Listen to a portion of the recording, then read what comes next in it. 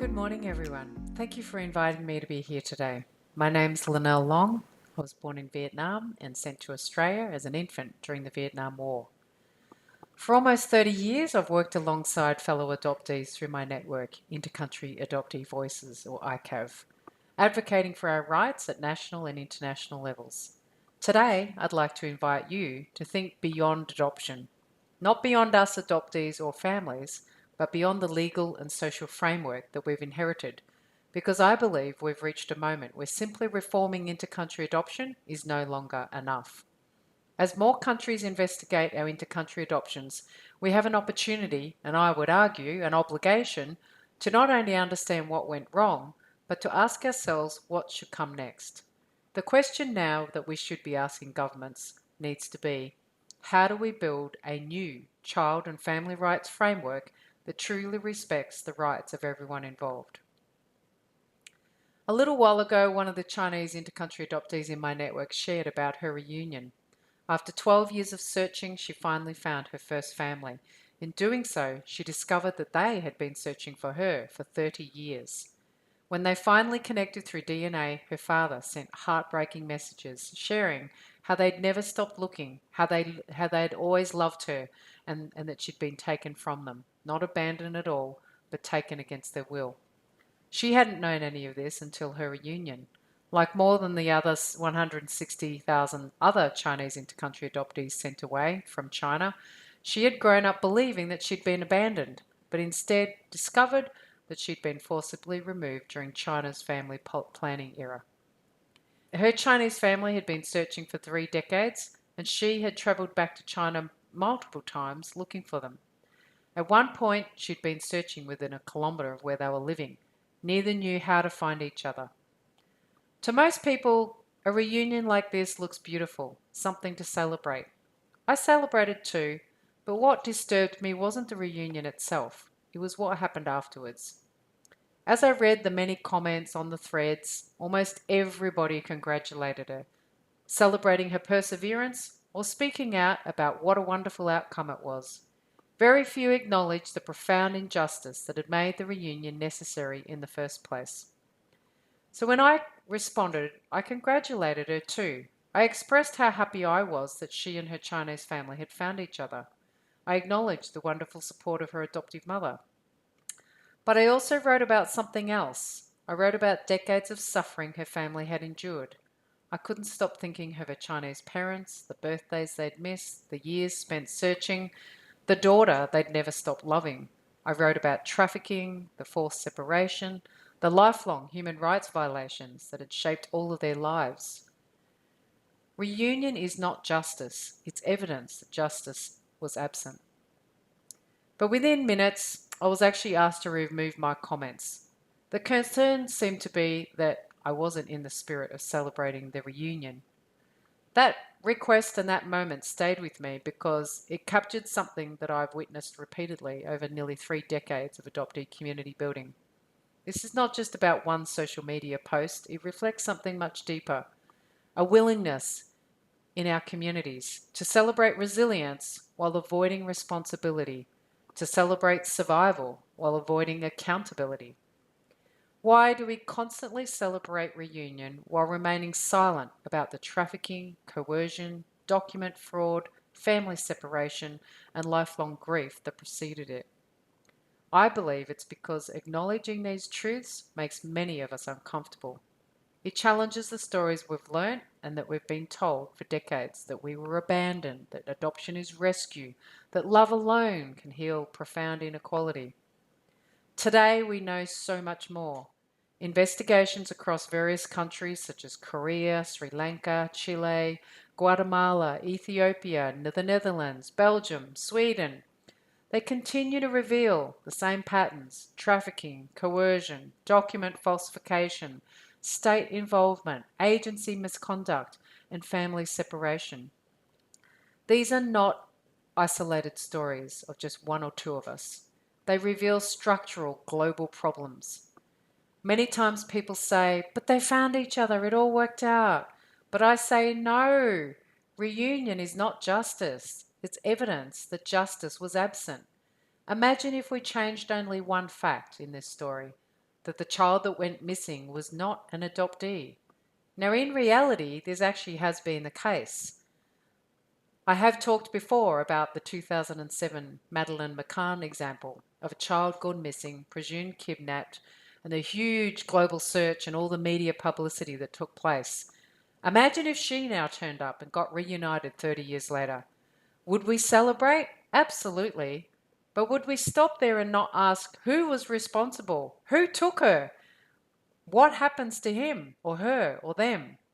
Would we expect the investigation to stop? Would we conclude that everything turned out fine and that justice is not required because they've been reunited and they're back together again? Of course not. Yet somehow in intercountry adoption, this is treated differently. Sometimes people hear criticisms like mine and assume that because I criticise the current system, I must be anti-adoption. Well, regardless of my personal beliefs, that is not the conversation I want us to focus on. The important conversation we need to have is whether the current legal model of plenary intercountry adoption is actually compatible with international human rights. The current system of plenary adoption is fundamentally built upon the principle of permanent legal substitution. That is, it permanently replaces one identity with another, one family with another. It asks us as adoptees to lose our original identity, our first family, all of our kinship relationships, our birth country citizenship, our language, culture, and often the truth about why we even came to be adopted. These are not simply unfortunate side effects, they are built into the legal architecture of plenary adoption itself.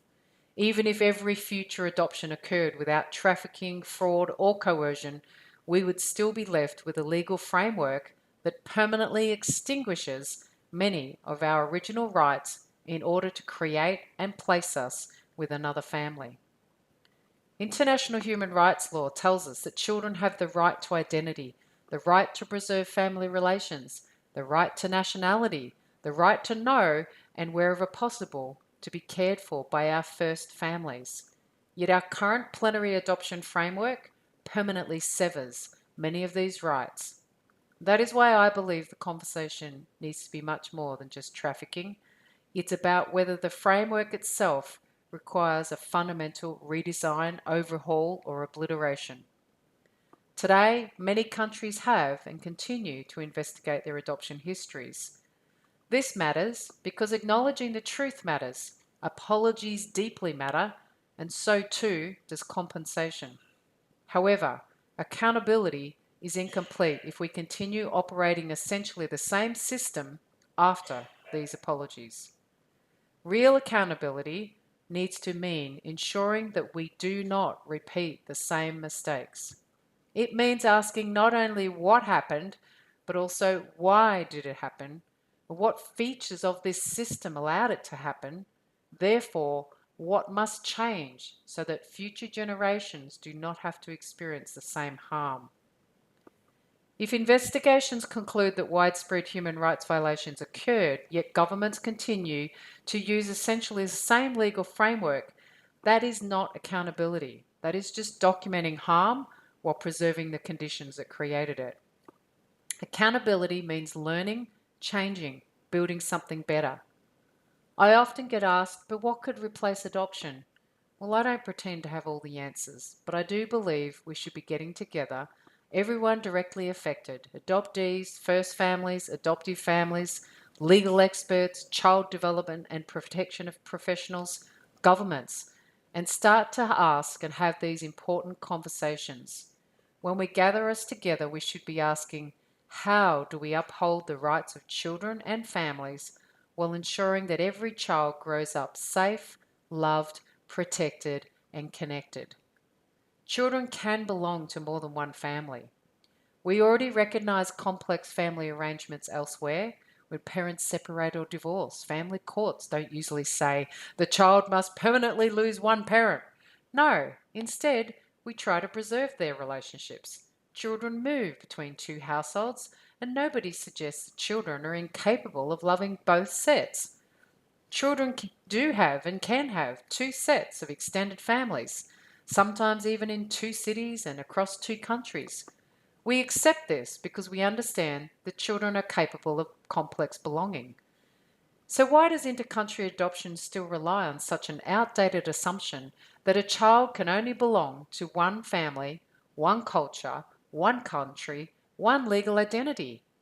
That model reflects an old nuclear family ideal, often centered on a single, closed, heterosexual family unit, rather than the reality of children's lives in 2020s.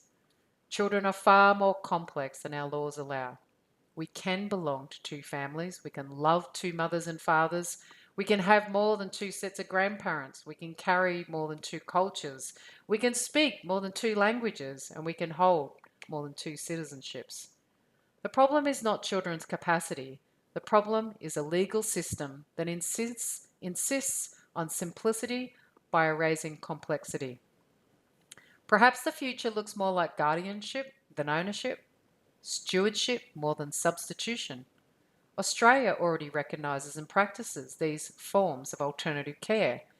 Perhaps internationally, we need entirely new models, cross-border guardianships, redesigned forms of simple adoption. We need to discuss legal frameworks that preserve our original identity, birth certificates, nationality, dual citizenships, legal connections to both families, languages, cultures, ensure truthful records, and ongoing relationships wherever safe and possible, not replacing one family with another, but recognising that we can genuinely belong to both. If we're going to build something new, I suggest it begins with 5 simple principles. Preserve identity. Never erase our child's original identity. Preserve family. Support families before separating them and preserve kinship wherever possible. Preserve truth. No more falsified records or sealed files. Truth belongs to us, the children. Preserve belonging. Children should never have to lose one family, one culture, one country in order to gain another. And 5th, preserve accountability. We need to design systems that prevent harm, investigate wrongdoing, and be able to evolve when evidence shows that violations are happening for our human rights. We need to be encouraging these kind of conversations to talk about what to replace plenary adoption with and how to build a new system that honours the rights of both the adoptee, the first family, and the second family. So in closing, I'd like to finish back where I began, with the Chinese family who missed 30 years of birthdays, wondering where each other was, grieving indefinitely, a father who never stopped searching, a mother who kept her baby's photographs for decades, a daughter who spent years looking for parents she had been led to believe she might never find. Eventually they found each other, and yes, that reunion is beautiful and deserves to be celebrated. But I hope when our community sees reunions that we are reminded to think more deeply and not only see the joy of reunion, but also all of the years that were stolen from them and the impact that this has, because that is the part of the story in adoption that society at large too often chooses not to see. If all we celebrate is the reunion without asking why it became necessary, then we have learned very little from the almost 80 years of intercountry adoption. The question is no longer whether we can make intercountry adoption a little safer or find a better way to separate children from families. The question is whether we are brave enough to build something better and new. Not because vulnerable children don't need families, there will always be some who absolutely do, but because families should not have to lose each other in order for children to be loved and cared for. The future is about coming up with a better model to replace our plenary adoption system so that when separation cannot be avoided, we still have a legal framework in place that preserves identity, truth, family, culture, citizenship, and belonging instead of erasing all of those things. Children should not have to lose one family in order to gain another. No parent should spend 30 years searching for their child.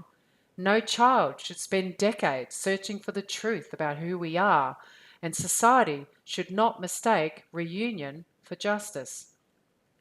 Justice is ensuring that fewer families ever have to endure such separation again. When I think back to the Chinese family, I don't just see a reunion. I see 30 years of no investigation, no apology, no compensation.